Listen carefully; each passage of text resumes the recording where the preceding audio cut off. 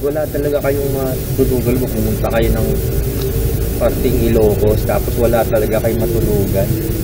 Huwag kayong magpapahinga rito. Ang problema lang, pag natulog ka rito, nakakainis dito sa lugar na.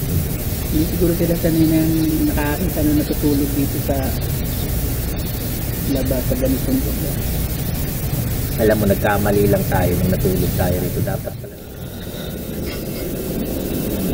Good morning. Dito pa rin kami sa Batak. Nakatulog kami rito.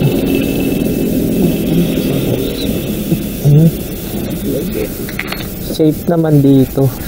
Tsaka sobrang liwanag. Perfect talagang magpahinga dito. Hello, kumusta? Ganda ng tulog mo. Okay naman, sarap nga ng tulog namin eh. Nakatulog kami ng maigi. Tsaka talagang safe talaga rito sa Batak. Okay na okay rito kasi marami pating CCTV rito tsaka maliwanag. Kaya hindi ka mag-aalangan talagang matulog. Tsaka wala kang magiging problema rito dahil mababait din ng mga tao rito. Halos lahat na napuntahan na naman natin mababait ng mga tao. Na naman tayo napuntahan na hindi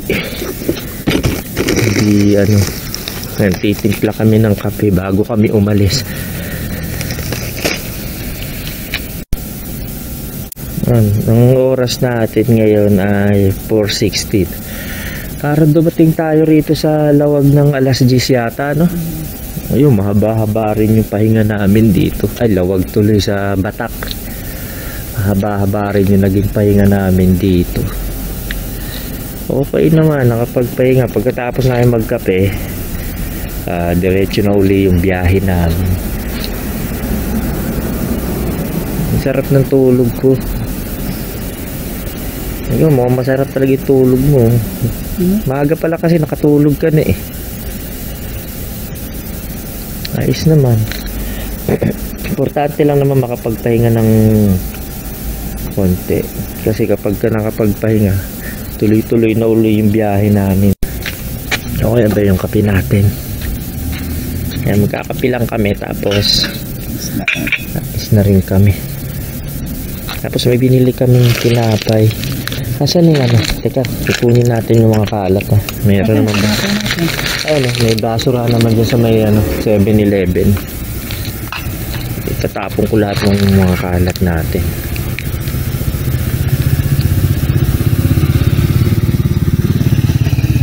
Bawa pa ng tubig, sobrang dami.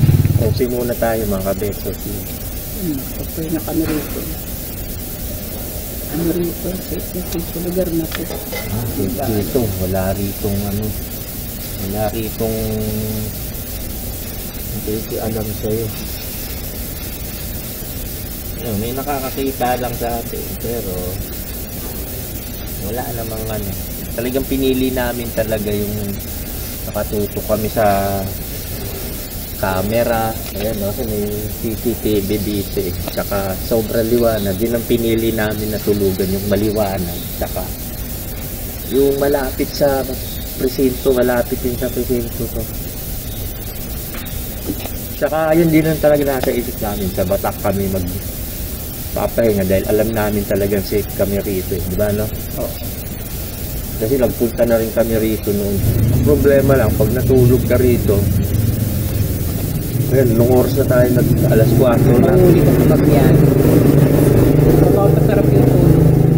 Balak sana namin, madaling araw kasi napasarap kami ng pahinga. Hindi namin namalayan, alas 4 pasado na.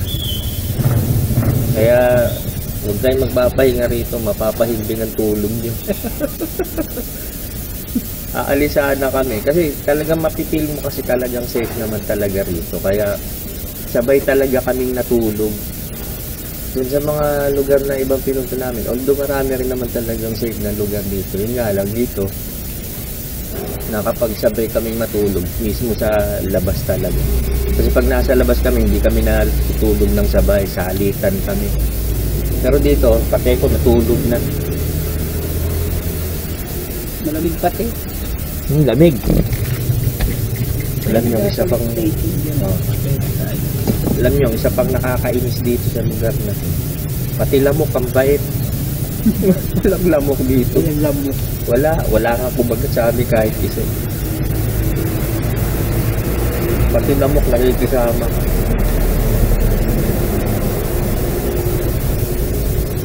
Sarap dito. Wala talaga kayong matulugan mo. Pumunta kayo ng parting Ilocos, tapos wala talaga kayong matulugan. Dito kayo matulog, okay dito. Dito sa lugar na to. Ito yung mismong tinulugan namin. May bangko pa. Ay, bangka pala pa.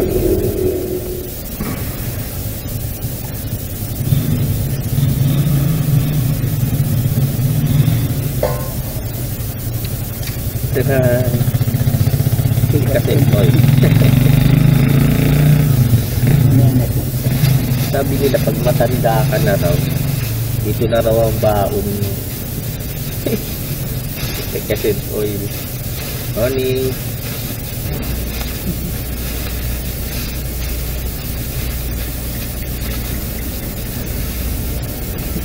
Talagang tinanghali siguro talaga tayo nagising ang dami na nagbo-walking ngayon. Napasarap yung pahinga natin dito. No? Napahaba yung pahinga namin. Hindi namin ini-expect na magpapahinga kami ng ganito kahaba dahil ang usapan namin dire-diretso namin yung papunta ng Lawag, tapos doon na kami mag-stay sana sa Lawag. Kaso lang, ito, anong oras na, maya-mayang konti, sisikat na yung araw. Kasi mag-aalas 5 na. Hindi namin planong mag-stay rito hanggang alas 5. Kaso lang, Masarap yung pahinga. napasarap yung pahinga namin.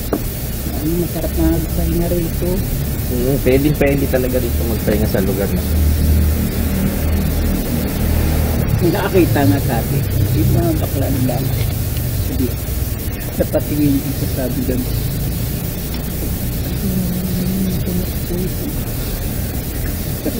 Ay, kawawa. Ay, kawawa naman yun natutulog.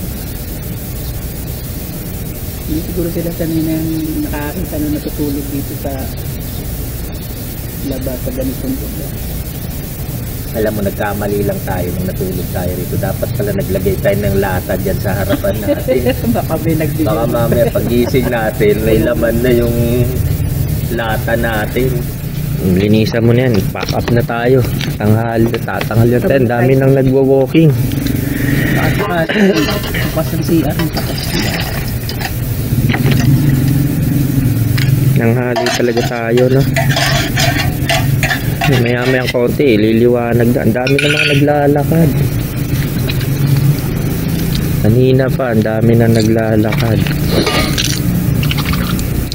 So, maraming salamat po. Saka maraming salamat dito sa mga tao rito.